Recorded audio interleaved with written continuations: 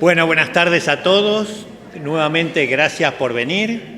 Hoy no hace 33 grados, pero tampoco está muy fresquito que digamos. El cambio de horario ha resultado favorable, digamos, a la propuesta. Y como habíamos comentado el otro día, la charla de hoy en realidad era la segunda parte de la charla del miércoles pasado. Y nos vamos a referir, a continuar refiriéndonos a este tema de los obeliscos en la historia de la humanidad, en la arquitectura y en distintos aspectos de la vida. Así que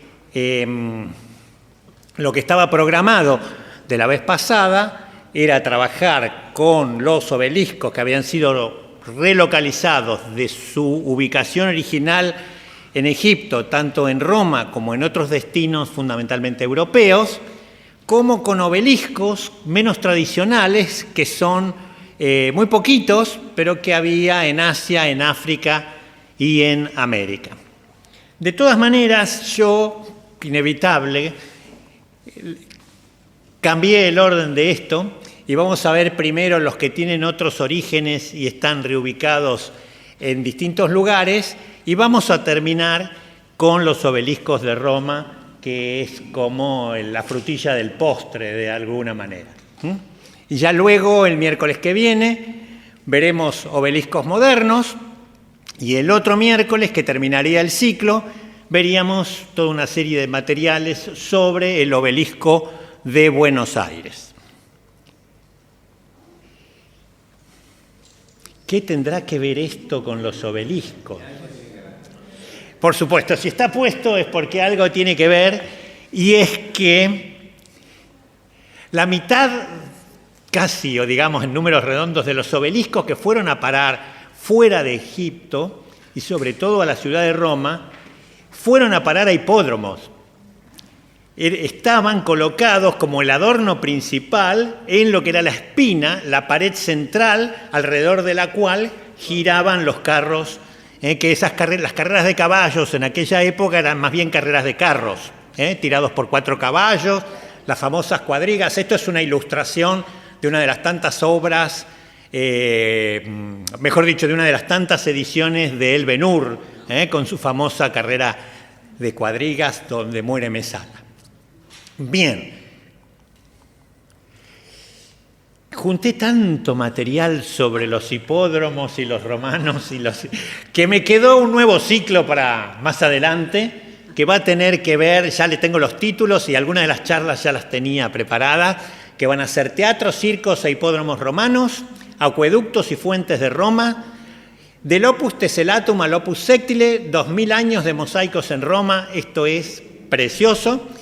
Perdón, por el autobombo.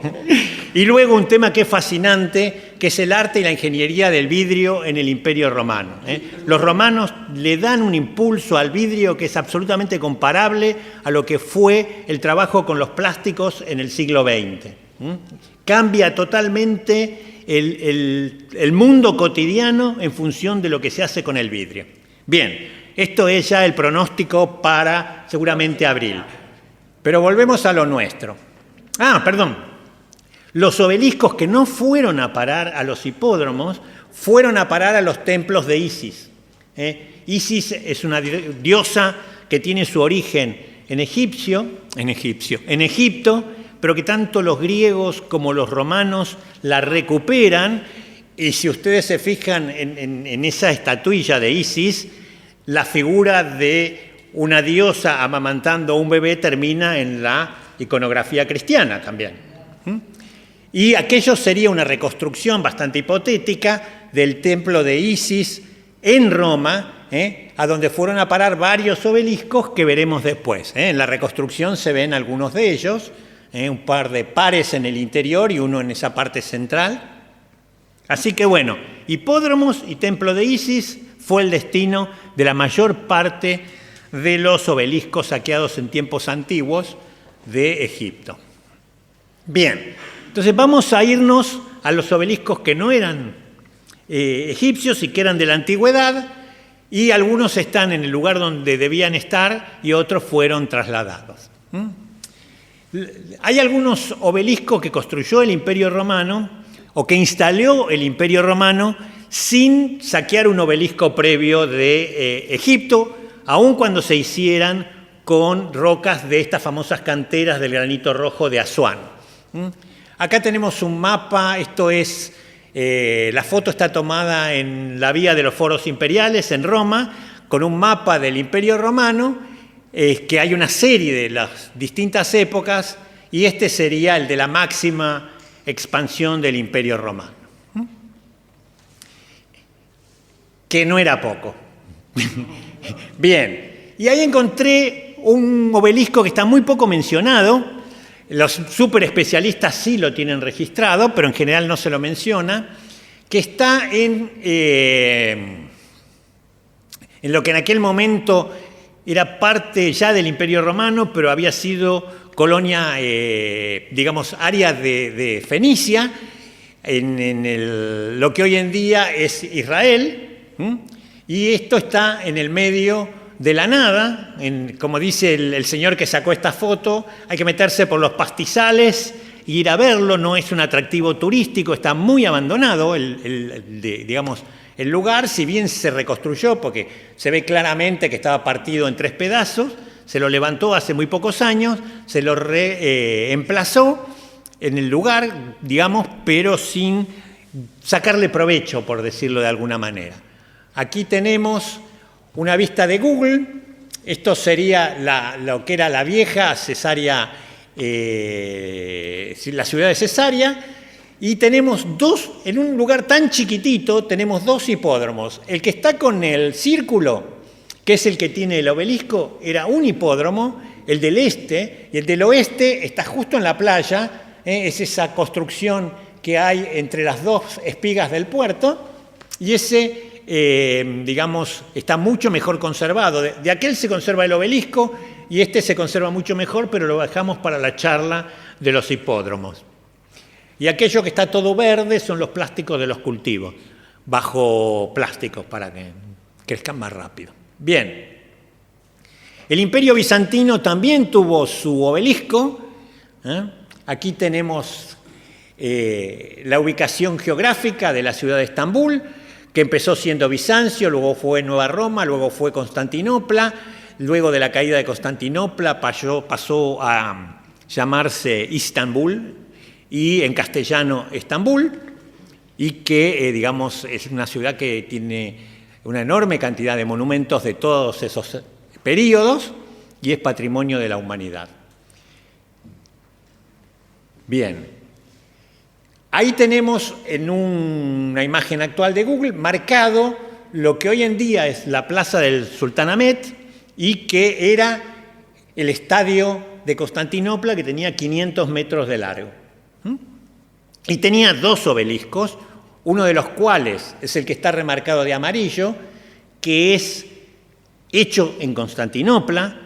No es una única piedra, son sillares de piedra y estaban revestidos de bronce, y algunas veces aparece justamente mencionado como el obelisco de bronce. Así como hoy en día desaparecen las placas de bronce de paredes y lugares, en algún momento también se saquearon todas esas placas para fundirlas para otra cosa. Y el otro obelisco, lo vamos a ver después, sí es un obelisco egipcio.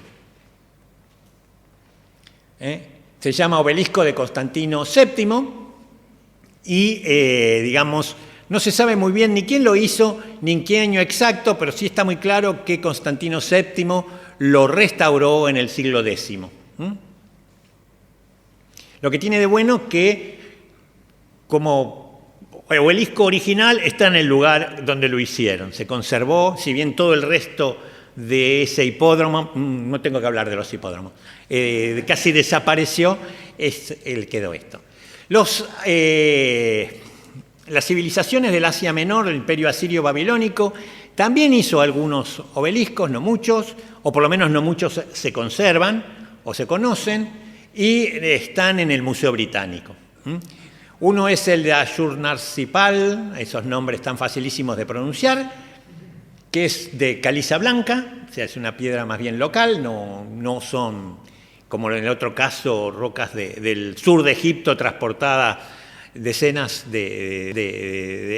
centenares de kilómetros. Y el otro es su hermanito, que es de otra procedencia, pero siempre en el ámbito de lo que eran asirios y babilónicos, y este es de caliza negra. Por supuesto, son de dimensiones mucho menores, estamos por debajo de los 3 metros.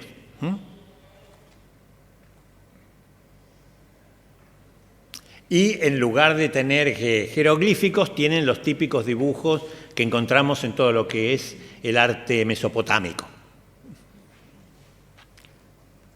Bien. Aquí tenemos Fenicia y tenemos también un obelisco que estuvo en Biblos, muy cercano al que vimos de Cesarea al principio, pero aquel era un obelisco hecho por romanos, esto es anterior. Es el obelisco de Abichemú o de Resef, tiene distintos nombres, y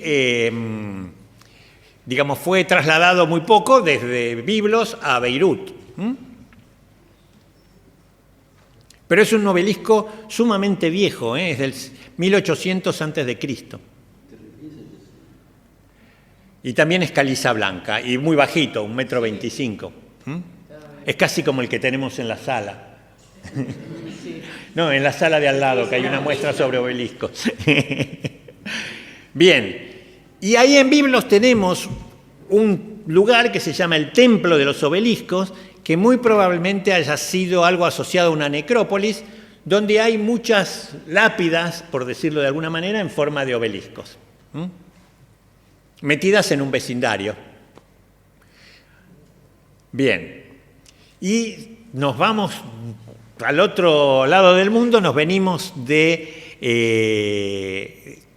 Asia Menor al costado occidental de América, y en la cultura chavín se conserva un obelisco llamado el obelisco Telum por su investigador, que digamos también para ser digamos para los tiempos nuestros es bastante antiguo, del 1200 al 400 a.C.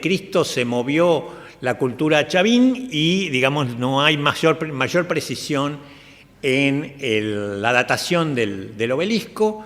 Tiene una altura de 2,5 metros y, si bien estaba al aire libre, después pasó al museo en Lima y después volvió al museo en Chavín. Y lo que yo no tengo muy claro, en una época parece ser que estuvo al aire libre en Chavín y luego lo volvieron a meter en el museo en el interior, en el museo de Chavín. Bien, entonces ahora nos vamos a pasear nuevamente con los obeliscos egipcios al otro lado del mundo y vamos a empezar viendo los destinos, la dispersión de todas estas obras, que no es poca. Tenemos obeliscos, digamos, que estaban localizados en Asuán, en Luxor, en Fayún, y después tenemos los que se movieron al Cairo, Beirut, Estambul, Roma, Urbino, Florencia, Poznań en Polonia, London en Londres, en Inglaterra, Dorset y Durham, todo eso en Inglaterra, obeliscos en París y incluso un obelisco en la ciudad de Nueva York. Bien, ¿cómo viajaban esos obeliscos? Piensen que los obeliscos más grandes pesan cerca de 80 toneladas, 90 toneladas, y, digamos, de la cantera había que llevarlo al Nilo, hacerlo circular por el Nilo hasta su destino egipcio, y luego había que sacarlo de su destino egipcio, que no siempre era al lado del Nilo, y llevarlo hasta el mar. En la mayoría de los casos, Alejandría. Cambiarlo de barco, porque ustedes saben que los barcos de río tienen una ingeniería que es distinta de los barcos de mar, porque la densidad del agua del río es distinta de la densidad del agua del mar. Entonces, o hay que cambiar el lastre y agregar más lastre, o hay que cambiar de barco. Bien, la cuestión es que no hay casi información sobre el tema del transporte la técnica de cómo se sacaban de las canteras, cómo llegaban al río y cómo circulaban por el río y luego cómo circularon en algún momento por el mar. Bien, esta es una de las únicas fuentes de información, son esos dibujitos que están ahí, que agrandados son estos. Fíjense que se ve bien un bote con la forma del obelisco y este otro también. A partir de estos dibujitos surgieron miles de interpretaciones, ¿sí? Y incluso surgen construcciones sobre textos de Plinio el Viejo, que en realidad son relatos que cuánto de exactitud tienen. En esa época funcionaba también el famoso teléfono descompuesto. Uno le contaba a otro, que le contaba a otro, que le contaba a otro, y así nació la Atlántida también. Porque todo el mundo cree, no, la Atlántida, Platón menciona la Atlántida. Sí, pero Platón lo que hace es contar lo que contó un sabio de la antigua Grecia que le habían contado en Egipto. Es decir, esa es la fuente única de la Atlántida. Y miren todo lo que se ha escrito sobre la Atlántida. Y se sigue escribiendo. Y es muy probable que la famosa Atlántida en realidad haya sido Cádiz. Por muchas, muchas razones. ¿Qué haya sido? Cádiz, la ciudad de Cádiz en la península ibérica. Pero bueno, esta es la imaginación del siglo XVII sobre la carga de los obeliscos. Este es un dibujo reconstruido tridimensionalmente del dibujo egipcio que habíamos visto, donde el barco llevaría 2 obeliscos. Fíjense el problema. En general lo que se supone es que el barco se acercaba al lado de la costa donde estaban los obeliscos, pero se ponía en dique seco, porque cargar el obelisco arriba del barco significaba tumbar el barco de repente con 80 toneladas. Entonces es muy probable que se... ¿Cómo? Dice 700 toneladas. Sí. Sí. A ver. 700, 800. Ponele el número que quieras porque no hay ninguna cifra escrita. Es decir... Bien. De hecho, el otro problema es que en Egipto no había barcos hechos con tablas de madera de árboles como los cedros del Líbano. Egipto no tiene árboles grandes, entonces todo se hacía con pequeños trozos de madera de los árboles que había en Egipto, atados y cementados y impermeabilizados con el famoso betún de Judea. Bien, a partir de eso se han hecho maquetas y se han hecho hermosísimos dibujos, pero que, digamos, son todas fantasías sobre un dibujito que no tiene todo ese detalle que aparece ahí. Así que, bueno, eso es lo que sabemos un poco del transporte por el río, y luego estos serían ya naves que llevan un obelisco a Roma. Pero tampoco hay demasiado relato sobre eso. Así que, en este caso, tenemos... ¿Cómo?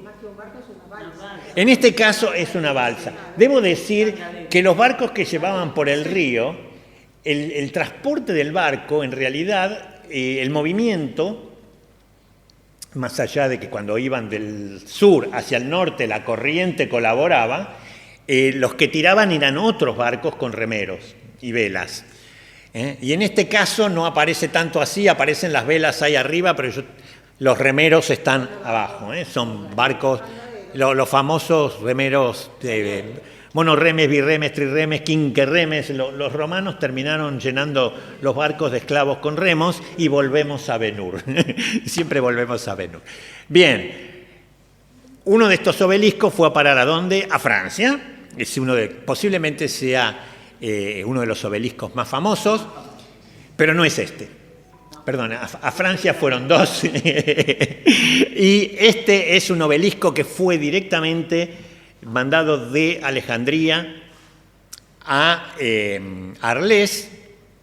Yo puse ahí ubicación original Arles, no. Es un obelisco que fue llevado a Francia por Constantino II y también fue directamente llevado para un hipódromo. Luego estaba junto al Ródano, las crecientes del Ródano terminaron sepultándolo y se rompió, bueno, fue restaurado y lo tenemos ahí en Arles y junto con Van Gogh es uno de los atractivos de Arles. El que yo decía que es uno de los más famosos, naturalmente, es el que está en la Place Vendôme, en París, y que proviene de Tebas, del templo de Luxor.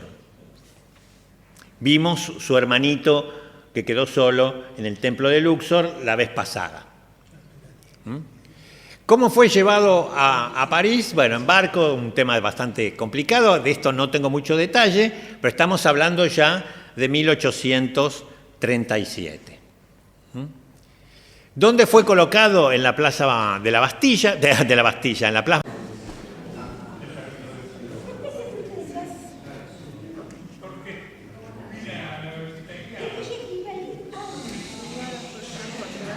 Bueno, buenas tardes a todos.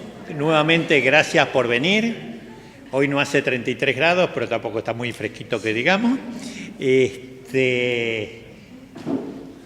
El cambio de horario ha resultado favorable, digamos, a la propuesta.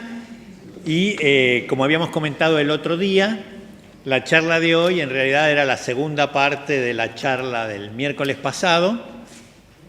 Y nos vamos a referir, a continuar refiriéndonos a este tema de los obeliscos en la historia de la humanidad, en la arquitectura y en distintos aspectos de la vida. Así que lo que estaba programado de la vez pasada era trabajar con los obeliscos que habían sido relocalizados de su ubicación original en Egipto, tanto en Roma como en otros destinos fundamentalmente europeos, como con obeliscos menos tradicionales, que son muy poquitos, pero que había en Asia, en África y en América. De todas maneras, yo, inevitable, cambié el orden de esto y vamos a ver primero los que tienen otros orígenes y están reubicados en distintos lugares, y vamos a terminar con los obeliscos de Roma, que es como la frutilla del postre de alguna manera. Y ya luego, el miércoles que viene, veremos obeliscos modernos, y el otro miércoles, que terminaría el ciclo, veríamos toda una serie de materiales sobre el obelisco de Buenos Aires. ¿Qué tendrá que ver esto con los obeliscos? Por supuesto, si está puesto es porque algo tiene que ver, y es que la mitad, casi, o digamos en números redondos, de los obeliscos que fueron a parar fuera de Egipto, y sobre todo a la ciudad de Roma, fueron a parar a hipódromos. Estaban colocados como el adorno principal en lo que era la espina, la pared central, alrededor de la cual giraban los carros. Que las carreras de caballos en aquella época eran más bien carreras de carros, tirados por 4 caballos, las famosas cuadrigas. Esto es una ilustración de una de las tantas obras, mejor dicho, de una de las tantas ediciones de El Ben-Hur, con su famosa carrera de cuadrigas donde muere Mesala. Bien. Junté tanto material sobre los hipódromos y los romanos que me quedó un nuevo ciclo para más adelante, que va a tener que ver, ya le tengo los títulos y algunas de las charlas ya las tenía preparadas, que van a ser teatros, circos e hipódromos romanos, acueductos y fuentes de Roma, del Opus Tessellatum al Opus Sectile, 2000 años de mosaicos en Roma. Esto es precioso. Perdón, por el autobombo. Y luego un tema que es fascinante, que es el arte y la ingeniería del vidrio en el Imperio Romano. Los romanos le dan un impulso al vidrio que es absolutamente comparable a lo que fue el trabajo con los plásticos en el siglo XX. Cambia totalmente el mundo cotidiano en función de lo que se hace con el vidrio. Bien, esto es ya el pronóstico para seguramente abril. Pero volvemos a lo nuestro.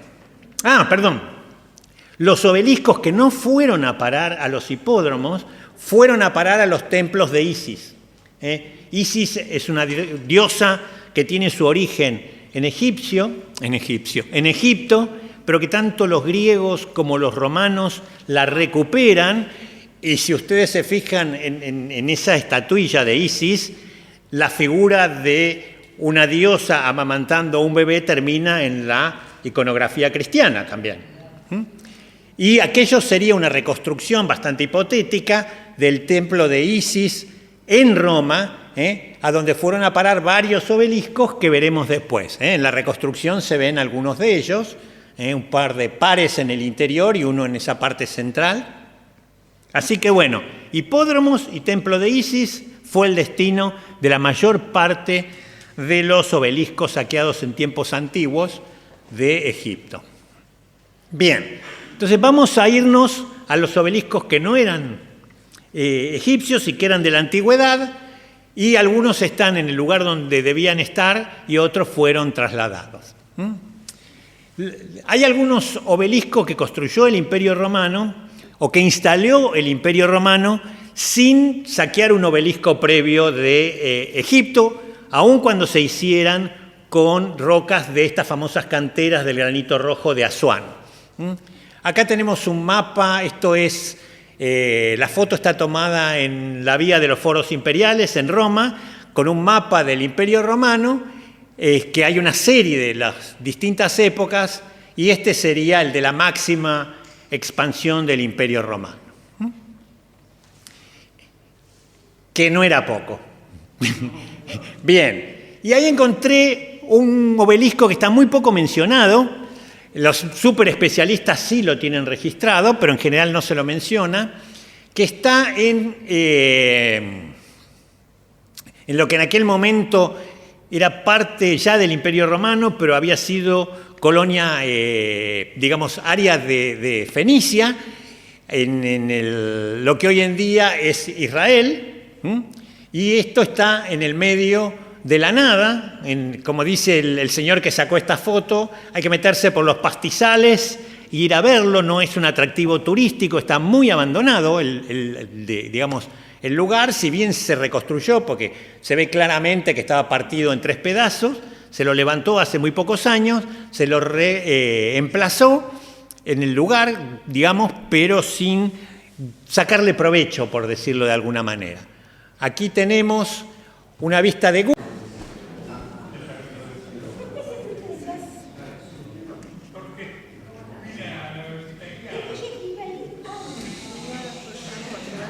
Bueno, buenas tardes a todos.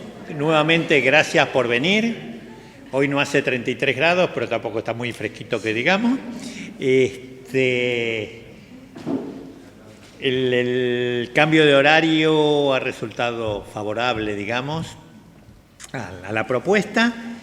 Y como habíamos comentado el otro día, la charla de hoy en realidad era la segunda parte de la charla del miércoles pasado. Y nos vamos a referir, a continuar refiriéndonos a este tema de los obeliscos en la historia de la humanidad, en la arquitectura y en distintos aspectos de la vida. Así que lo que estaba programado de la vez pasada era trabajar con los obeliscos que habían sido relocalizados de su ubicación original en Egipto, tanto en Roma como en otros destinos fundamentalmente europeos, como con obeliscos menos tradicionales, que son muy poquitos, pero que había en Asia, en África y en América. De todas maneras, yo, inevitable, cambié el orden de esto y vamos a ver primero los que tienen otros orígenes y están reubicados en distintos lugares, y vamos a terminar con los obeliscos de Roma, que es como la frutilla del postre de alguna manera. Y ya luego, el miércoles que viene, veremos obeliscos modernos, y el otro miércoles, que terminaría el ciclo, veríamos toda una serie de materiales sobre el obelisco de Buenos Aires. ¿Qué tendrá que ver esto con los obeliscos? Por supuesto, si está puesto es porque algo tiene que ver, y es que la mitad, casi, o digamos en números redondos, de los obeliscos que fueron a parar fuera de Egipto y sobre todo a la ciudad de Roma, fueron a parar a hipódromos. Estaban colocados como el adorno principal en lo que era la espina, la pared central, alrededor de la cual giraban los carros, que las carreras de caballos en aquella época eran más bien carreras de carros, tirados por 4 caballos, las famosas cuadrigas. Esto es una ilustración de una de las tantas obras, mejor dicho, de una de las tantas ediciones de El Ben-Hur, con su famosa carrera de cuadrigas donde muere Mesala. Bien, junté tanto material sobre los hipódromos y los romanos que me quedó un nuevo ciclo para más adelante que va a tener que ver, ya le tengo los títulos y algunas de las charlas ya las tenía preparadas, que van a ser teatros, circos e hipódromos romanos, acueductos y fuentes de Roma, del Opus Teselatum al Opus Sectile, 2000 años de mosaicos en Roma. Esto es precioso. Perdón, por el autobombo. Y luego un tema que es fascinante, que es el arte y la ingeniería del vidrio en el Imperio Romano. Los romanos le dan un impulso al vidrio que es absolutamente comparable a lo que fue el trabajo con los plásticos en el siglo XX. Cambia totalmente el mundo cotidiano en función de lo que se hace con el vidrio. Bien, esto es ya el pronóstico para seguramente abril. Pero volvemos a lo nuestro. Los obeliscos que no fueron a parar a los hipódromos, fueron a parar a los templos de Isis. Isis es una diosa que tiene su origen en Egipto, pero que tanto los griegos como los romanos la recuperan. Y si ustedes se fijan en esa estatuilla de Isis, la figura de una diosa amamantando a un bebé termina en la iconografía cristiana también. Y aquello sería una reconstrucción bastante hipotética del templo de Isis en Roma, a donde fueron a parar varios obeliscos que veremos después. En la reconstrucción se ven algunos de ellos, un par de pares en el interior y uno en esa parte central. Así que bueno, hipódromos y templo de Isis fue el destino de la mayor parte de los obeliscos saqueados en tiempos antiguos de Egipto. Bien, entonces vamos a irnos a los obeliscos que no eran egipcios y que eran de la antigüedad, y algunos están en el lugar donde debían estar y otros fueron trasladados. Hay algunos obeliscos que construyó el Imperio Romano o que instaló el Imperio Romano sin saquear un obelisco previo de Egipto, aun cuando se hicieran con rocas de estas famosas canteras del granito rojo de Asuán. Acá tenemos un mapa, esto es, la foto está tomada en la Vía de los Foros Imperiales en Roma, con un mapa del Imperio Romano, que hay una serie de las distintas épocas, y este sería el de la máxima expansión del Imperio Romano. Que no era poco. Bien, y ahí encontré un obelisco que está muy poco mencionado. Los super especialistas sí lo tienen registrado, pero en general no se lo menciona, que está en lo que en aquel momento era parte ya del Imperio Romano, pero había sido colonia, área de Fenicia, en lo que hoy en día es Israel. Y esto está en el medio de la nada, como dice el señor que sacó esta foto, hay que meterse por los pastizales e ir a verlo, no es un atractivo turístico, está muy abandonado el lugar, si bien se reconstruyó, porque se ve claramente que estaba partido en 3 pedazos, se lo levantó hace muy pocos años, se lo reemplazó en el lugar, pero sin sacarle provecho, por decirlo de alguna manera. Aquí tenemos una vista de Google. Esto sería lo que era la vieja Cesarea, la ciudad de Cesarea. Y tenemos en un lugar tan chiquitito, tenemos 2 hipódromos. El que está con el círculo, que es el que tiene el obelisco, era un hipódromo, el del este, y el del oeste está justo en la playa, es esa construcción que hay entre las 2 espigas del puerto, y ese digamos, está mucho mejor conservado. De aquel se conserva el obelisco y este se conserva mucho mejor, pero lo dejamos para la charla de los hipódromos. Y aquello que está todo verde son los plásticos de los cultivos, bajo plásticos para que crezcan más rápido. Bien. El Imperio Bizantino también tuvo su obelisco. Aquí tenemos la ubicación geográfica de la ciudad de Estambul, que empezó siendo Bizancio, luego fue Nueva Roma, luego fue Constantinopla. Luego de la caída de Constantinopla pasó a llamarse Istambul y en castellano Estambul, y que, digamos, es una ciudad que tiene una enorme cantidad de monumentos de todos esos periodos y es patrimonio de la humanidad. Bien, ahí tenemos en una imagen actual de Google marcado lo que hoy en día es la plaza del Sultanahmet y que era el estadio de Constantinopla, que tenía 500 metros de largo. Y tenía dos obeliscos, uno de los cuales es el que está remarcado de amarillo, que es hecho en Constantinopla, no es una única piedra, son sillares de piedra y estaban revestidos de bronce y algunas veces aparece justamente mencionado como el obelisco de bronce. Así como hoy en día desaparecen las placas de bronce de paredes y lugares, en algún momento también se saquearon todas esas placas para fundirlas para otra cosa. Y el otro obelisco, lo vamos a ver después, sí es un obelisco egipcio. Se llama Obelisco de Constantino VII y, digamos, no se sabe muy bien ni quién lo hizo ni en qué año exacto, pero sí está muy claro que Constantino VII lo restauró en el siglo X. Lo que tiene de bueno que, como obelisco original, está en el lugar donde lo hicieron. Se conservó, si bien todo el resto de ese hipódromo, no tengo que hablar de los hipódromos, casi desapareció, quedó esto.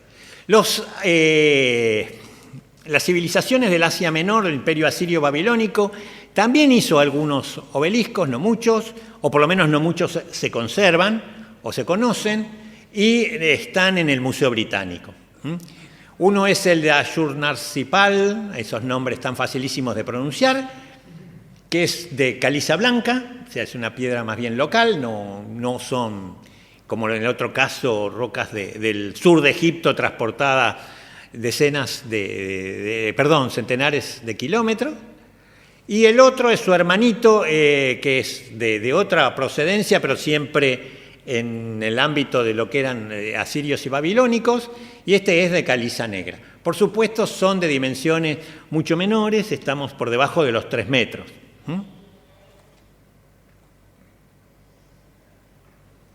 Y en lugar de tener jeroglíficos, tienen los típicos dibujos que encontramos en todo lo que es el arte mesopotámico. Bien. Aquí tenemos Fenicia y tenemos también un obelisco que estuvo en Biblos, muy cercano al que vimos de Cesarea, al principio, pero aquel era un obelisco hecho por romanos, esto es anterior, es el obelisco de Abichemú o de Recef, tiene distintos nombres, y digamos, fue trasladado muy poco desde Biblos a Beirut. Pero es un obelisco sumamente viejo, es del 1800 a.C. Y también es caliza blanca y muy bajito, 1,25 m. Es casi como el que tenemos en la sala. No, en la sala de al lado, que hay una muestra sobre obeliscos. Bien, y ahí en Biblos tenemos un lugar que se llama el Templo de los Obeliscos, que muy probablemente haya sido algo asociado a una necrópolis, donde hay muchas lápidas, por decirlo de alguna manera, en forma de obeliscos, metidas en un vecindario. Bien, y nos vamos al otro lado del mundo, nos venimos del Asia Menor al costado occidental de América, y en la cultura chavín se conserva un obelisco llamado el obelisco Telum por su investigador, que, digamos, también para hacer, digamos, para los tiempos nuestros es bastante antiguo, del 1200 al 400 antes de Cristo se movió la cultura a Chavín y, digamos, no hay mayor precisión en la datación del obelisco. Tiene una altura de 2,5 metros y si bien estaba al aire libre, después pasó al museo en Lima y después volvió al museo en Chavín. Y lo que yo no tengo muy claro, en una época parece ser que estuvo al aire libre en Chavín y luego lo volvieron a meter en el museo en el interior, en el museo de Chavín. Bien, entonces ahora nos vamos a pasear nuevamente con los obeliscos egipcios al otro lado del mundo y vamos a empezar viendo los destinos, la dispersión de todas estas obras, que no es poca. Tenemos obeliscos, digamos, que estaban localizados en Asuán, en Luxor, en Fayum, y después tenemos los que se movieron al Cairo, Beirut, Estambul, Roma, Urbino, Florencia, Poznan en Polonia, London, en Londres, en Inglaterra, Dorset y Durham, todo eso Inglaterra, obeliscos en París y incluso un obelisco en la ciudad de Nueva York.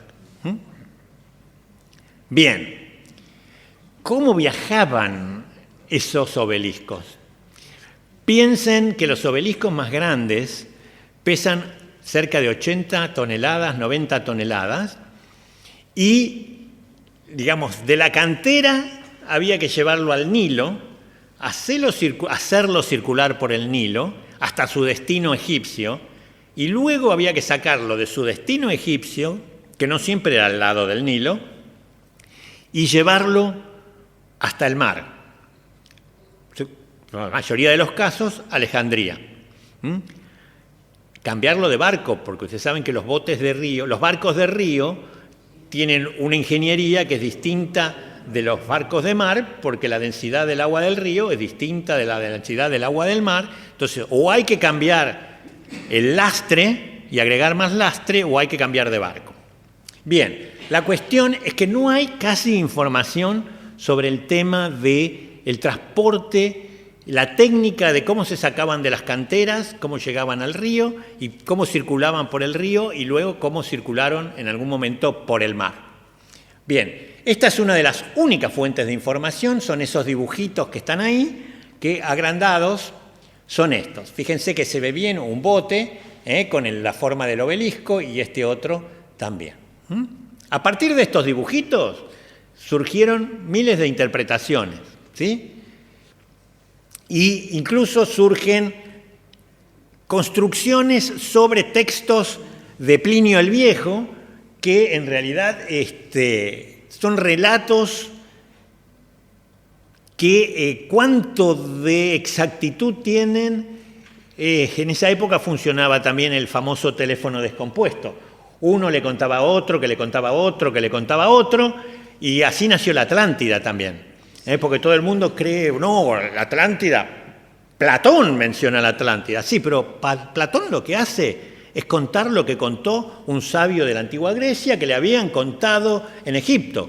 Es decir, esa es la fuente única de la Atlántida. Y miren todo lo que se ha escrito sobre la Atlántida. Y se sigue escribiendo. Y es muy probable que la famosa Atlántida en realidad haya sido Cádiz. Por muchas, muchas razones. ¿Qué haya sido? Cádiz, la ciudad de Cádiz en la península ibérica. Pero bueno, esta es la imaginación del siglo XVII sobre la carga de los obeliscos. Este es un dibujo reconstruido tridimensionalmente del dibujo egipcio que habíamos visto, donde el barco llevaría 2 obeliscos. Fíjense el problema. En general lo que se supone es que el barco se acercaba al lado de la costa donde estaban los obeliscos, pero significaba tumbar el barco de repente con 80 toneladas. Entonces es muy probable que se... ¿Cómo? Dice 700 toneladas. Sí. Inverosímil. Sí. A ver. 700, 800. Ponele el número que quieras porque no hay ninguna cifra escrita. Es decir, bien, de hecho, el otro problema es que en Egipto no había barcos hechos con tablas de madera de árboles como los cedros del Líbano. Egipto no tiene árboles grandes, entonces todo se hacía con pequeños trozos de madera de los árboles que había en Egipto, atados y cementados y impermeabilizados con el famoso betún de Judea.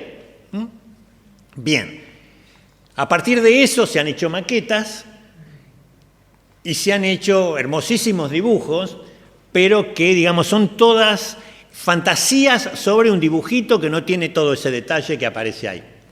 Así que, bueno, eso es lo que sabemos un poco del transporte por el río, y luego estos serían ya naves que llevan un obelisco a Roma. Pero tampoco hay demasiado relato sobre eso.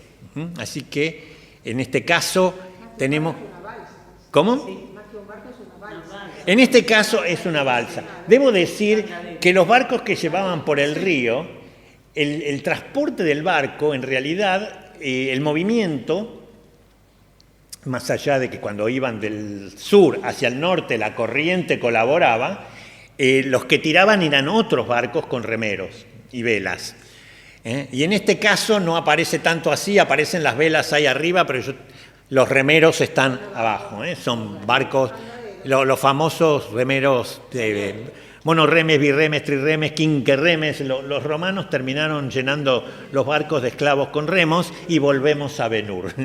Siempre volvemos a Ben-Hur. Bien, uno de estos obeliscos fue a parar ¿a dónde? A Francia. Es posiblemente sea uno de los obeliscos más famosos, pero no es este.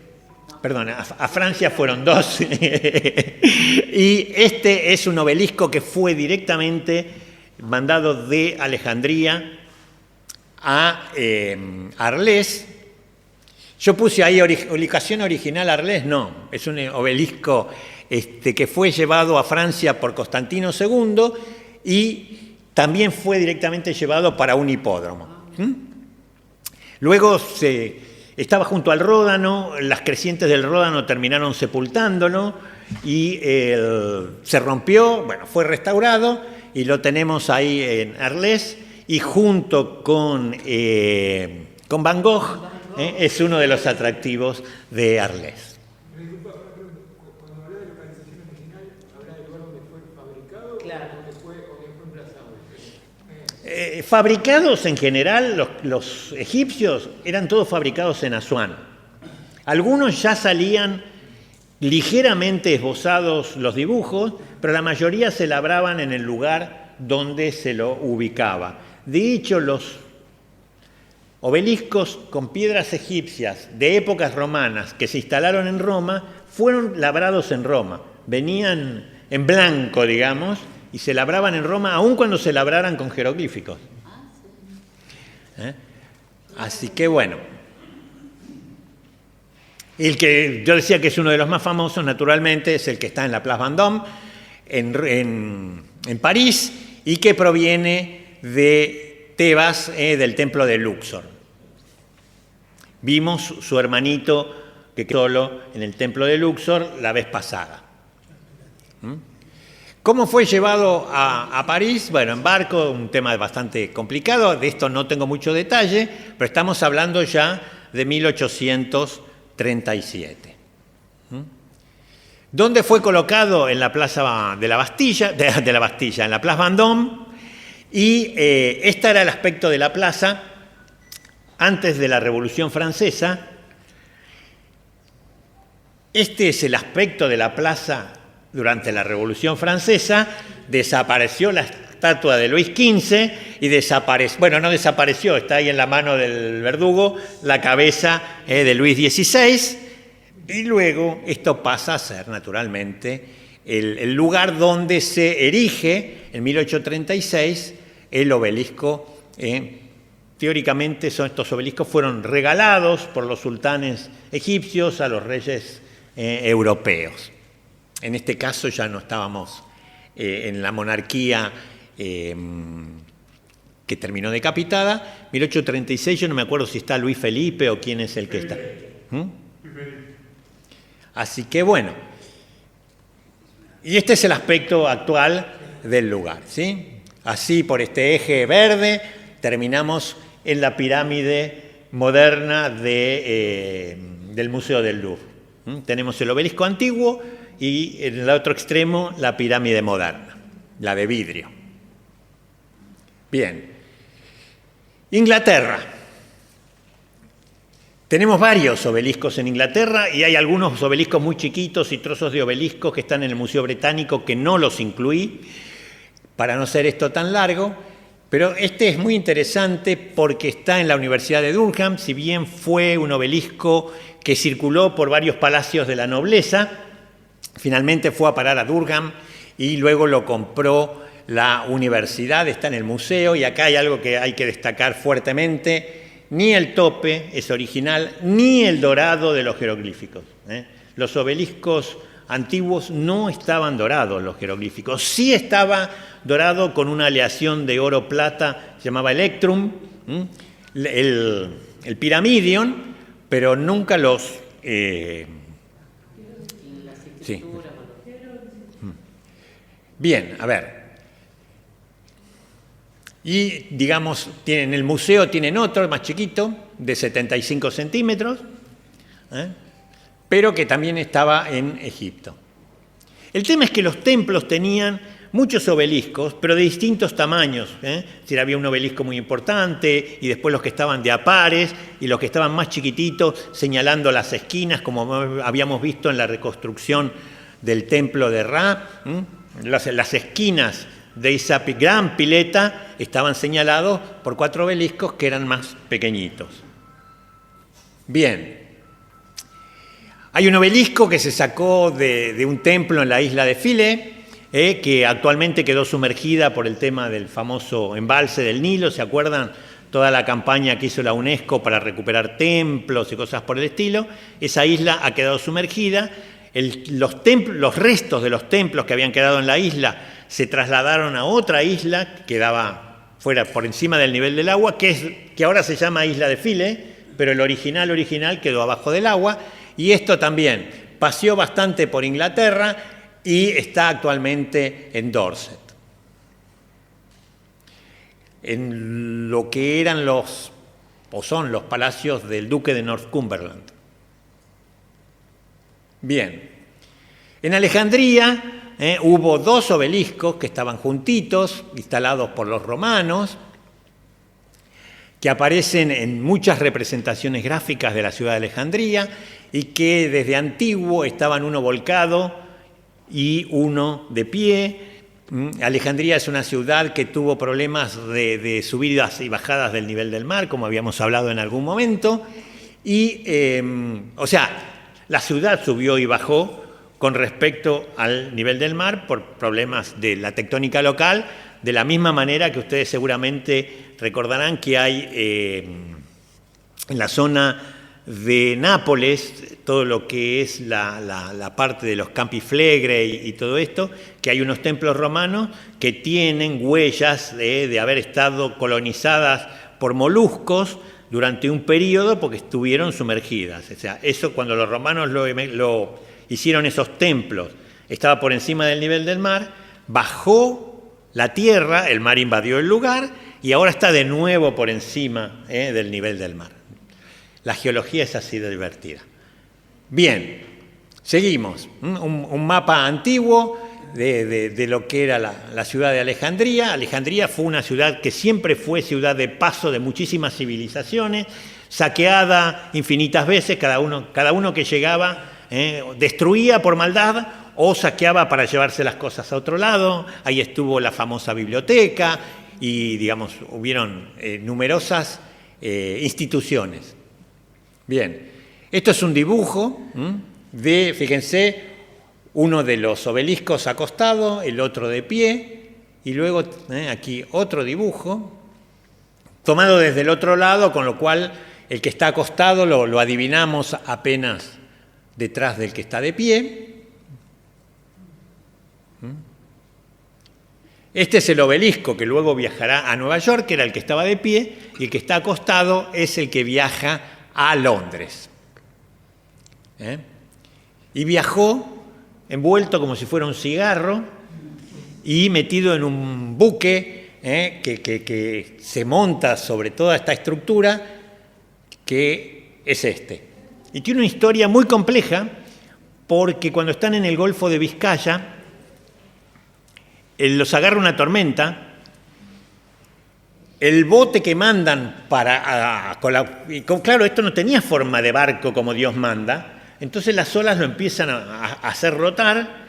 El bote que mandan con 6 tripulantes a auxiliar a la gente que estaba ahí, se hunde, el barco se tiene que desconectar y finalmente el cigarro, por llamarlo de alguna manera, queda a la deriva y se piensa que se hundió. Era un cigarro de hierro fundido, es decir, la estructura exterior era de hierro fundido.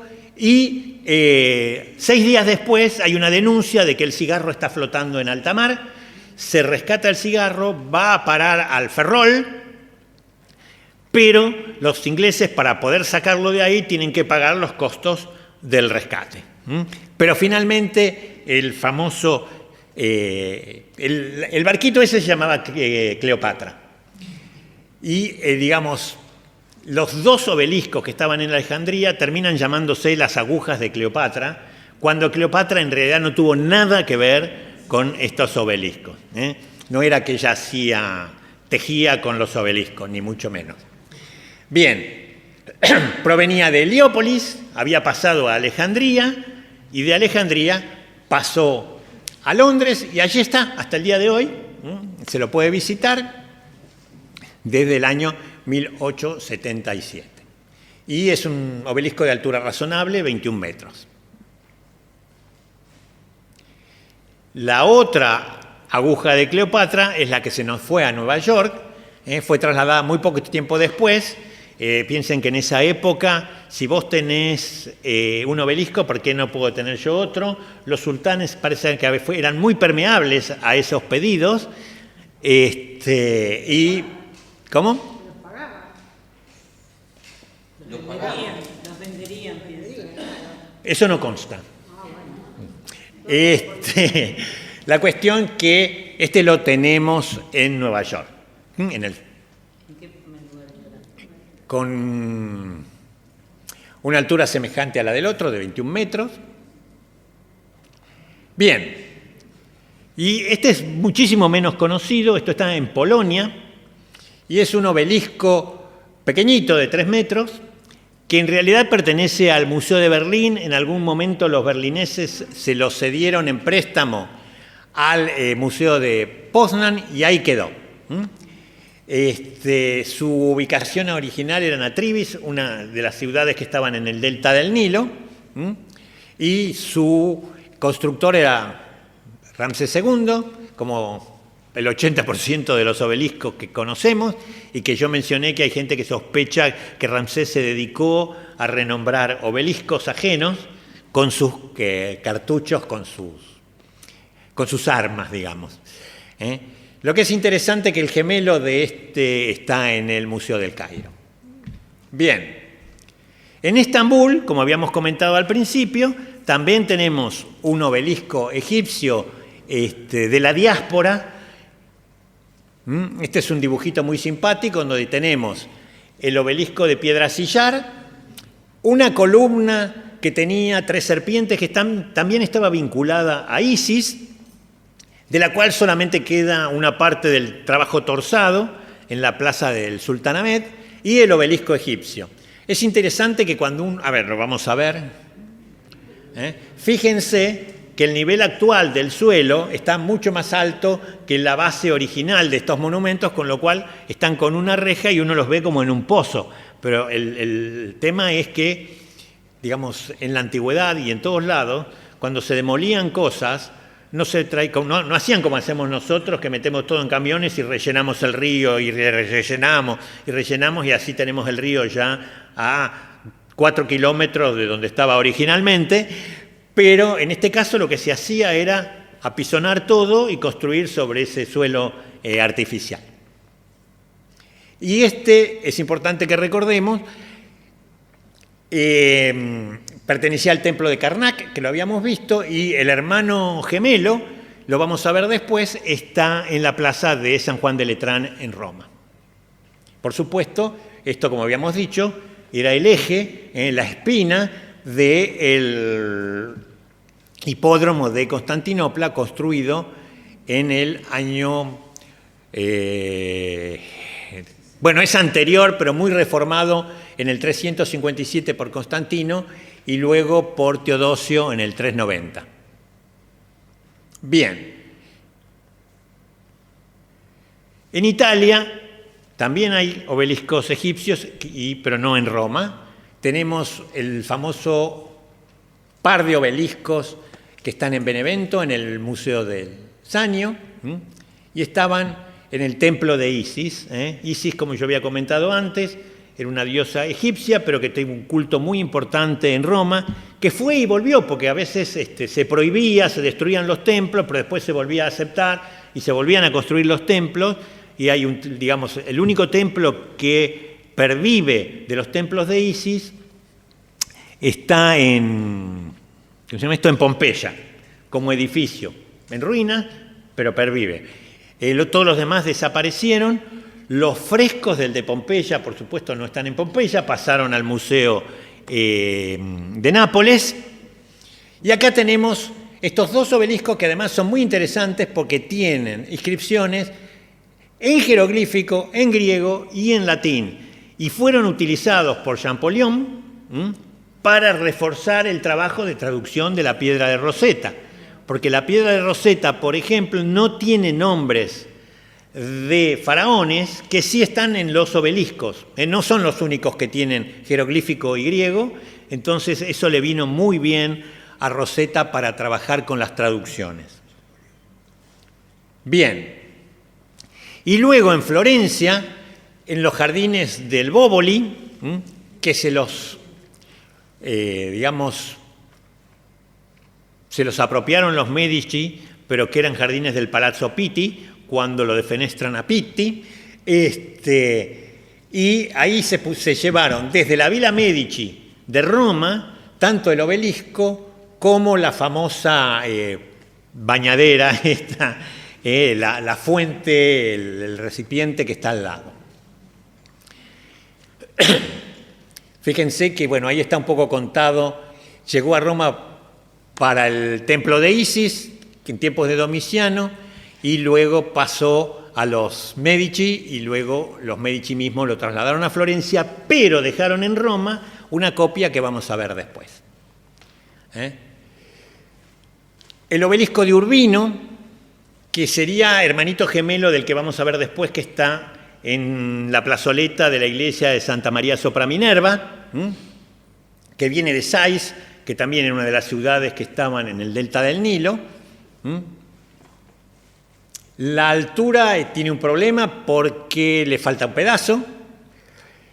Fue hecho por un faraón muy poco conocido, Apríes, pero que bueno, está dentro de la historia de Egipto. Es un obelisco de los originalmente hechos por los faraones para Egipto.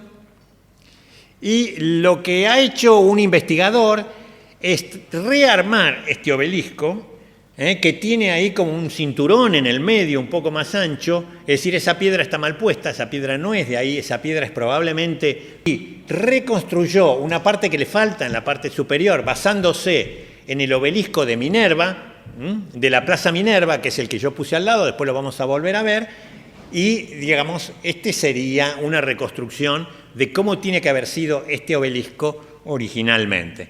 ¿Y lo coronaron con una cruz?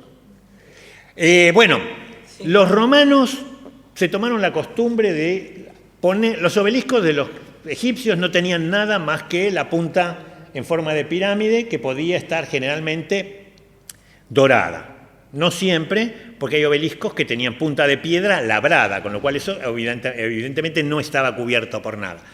Pero los romanos les pusieron bolas de bronce, de las cuales solamente se conserva la que estaba en la punta del obelisco que hoy en día está en la Plaza del Vaticano, porque ese obelisco, lo vamos a ver después, es el único que no se volcó nunca. Entonces conservaba la esfera de bronce porque nadie se la robó, porque estaba allá arriba de todo. Y Cuando se recupera ese obelisco para la Plaza del Vaticano, se quita la esfera de bronce y Pío VI y los papas de esa época lo que hacían era exorcizar el obelisco y ponerle cruces o, digamos, material que lo vinculara a la Iglesia Católica. Bien, en Roma, finalmente, llegamos a Roma, y aquí tenemos los 13 obeliscos antiguos de Roma, marcados con números, como los vamos a ir viendo ahora, y tenemos que no se ve muy bien porque por la luz ambiente, pero tenemos 3 obeliscos que son modernos, que los vamos a ver la próxima clase, iba a decir. Esto de dar clase durante 40 años me deforma la comunicación, pero digamos, para que se orienten naturalmente, tenemos el río Tíber dando la vueltita ahí de norte a sur. Tenemos ahí en aquel extremo, esa cosa tan grande, es la estación de Roma Termini. Y aquí abajo, al lado del río, tenemos el Circo Máximo y un poquito más arriba la formita ovalada del Coliseo. Ahí nos vamos orientando. Y luego tenemos, en esta curva tan pronunciada del río, lo que era el famoso Campo Martio o el Campo de Marte, que es un lugar que originalmente era el campamento militar para que los militares no ingresaran dentro de las murallas de Roma. Los militares tenían prohibido ingresar como soldados en la ciudad de Roma. Podían ingresar como civiles, pero no podían ingresar armados, salvo lo que estaban directamente a las órdenes del emperador. Entonces, los campamentos militares, la zona de entrenamiento, Campo de Mayo, digamos, estaba en el Campo Martio, que después se incorpora como zona urbana, naturalmente como ciudad que crece, y como ustedes pueden ver, ahí se generan un montón de templos y se generan hipódromos, y ahí van a parar varios de los obeliscos. Y allá arriba de todo, con el número 13, en lo que era la colina vaticana, está el obelisco del Vaticano, que va a ser el último que veamos porque lo vamos a ir viendo en orden. Bien. Hay otro obelisco que encontré mencionado en un solo lado, pero que está sepultado. Se sabe que está, pero nunca se lo investigó, ni se lo dibujó, ni nada. Se sabe que San Luis de los Franceses es una iglesia que está muy cerca de Piazza Navona, por decir algo, y ahí estaba muy cerca el templo de Isis, así que es muy probable que sea uno de los tantos obeliscos que fueron a parar al templo de Isis. Pero esto es una hipótesis. Bien, la lista con la localización en Roma. El obelisco Dogalo o Dogali frente a las termas de Diocleciano, el obelisco Esquilino que está tras de Santa María Mayor en el monte Esquilino, el obelisco Nateranense que está en San Juan del Entral, el Matellano que está en la Villa Celimontana, un lugar divino que muy poca gente va, donde funciona la Sociedad Geográfica Italiana, el obelisco del Quirinale en el monte Quirinal, el Minerveo, en donde estaba la iglesia de Minerva, el templo de Minerva, muy cercano al templo de Isis, y donde después se construye la iglesia de Santa María sopra Minerva. El obelisco Panfilio o Agonale, que está en Plaza Navona, que es muy interesante porque ese obelisco termina estando en donde hubo un hipódromo, pero no era el obelisco del hipódromo. Esto lo vamos a ver después. El Macuteo, por una de sus primitivas localizaciones, que era la iglesia de San Macuto, que ahora está frente al Panteón. El obelisco solar, que está en la plaza del Montecitorio, y después vamos a ver por qué lo llaman el obelisco solar.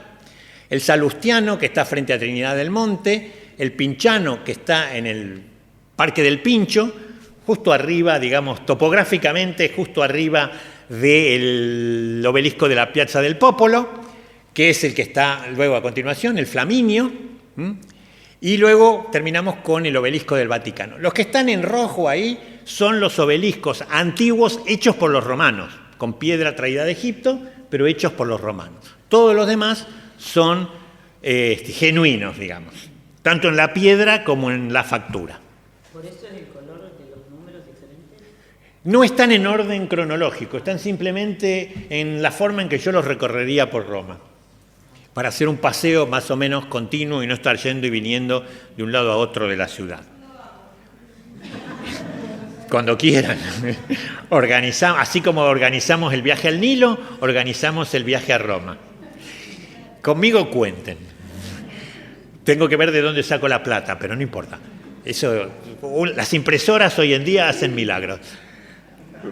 Bien. Y entre los obeliscos modernos de Roma estaban los que estaban coronando, modernos me refiero, hechos por los romanos, en tiempos romanos, el mausoleo de Augusto, que son los que fueron a parar al Monte Esquilino y al Monte Quirinal, que los vamos a ver. Pero esta era su posición actual. Actualmente, su posición en relación al mausoleo de Augusto, dije Adriano antes, ¿no?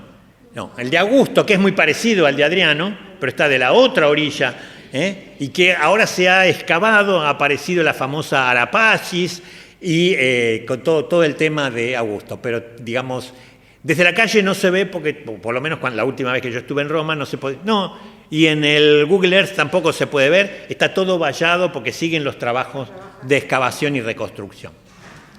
Bien, y luego que no los vamos a ver hoy, las copias e imitaciones que estaban en Villa Medici y en Villa Torlonia y en Roma, y esto los vamos a ver también la próxima vez, un obelisco se le hizo a Marconi y otro que se le hizo a Mussolini.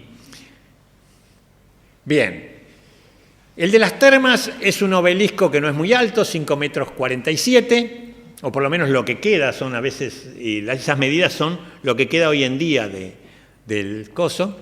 Fue llevado a Heliópolis y de ahí fue llevado al templo de Isis y aparentemente haría parejas con los que estaban en el jardín del Bóboli. Algunos autores dicen unas cosas, otros, estas cosas a veces hay que tomarlas con pinzas. Es uno de los problemas de la Internet, yo ya lo comenté, que a veces la gente copia y pega, y en este caso soy yo el que copia y pega, y a veces chequeo en 2 o 3 lugares y de repente uno dice una cosa y otro dice otra, y bueno, ¿yo qué hago? Bueno, señalo que en muchas de estas cosas son suposiciones, que distintos autores suponen distintas cosas. Esto conmemora una batalla muy posterior de la historia de Italia, y está en la plaza del Cinquecento, que yo siempre pensé que la plaza del Cinquecento era por algo del siglo XV, y en realidad es un homenaje a 500 soldados muertos en una batalla. Pero bueno, esto está en un lugar lleno de gente, porque está frente a la estación Roma Termini, pero en un lugar arqueológicamente fantástico, porque enfrente están las termas de Diocleciano, y al lado está el Palazzo Máximo, con toda su colección arqueológica impresionante.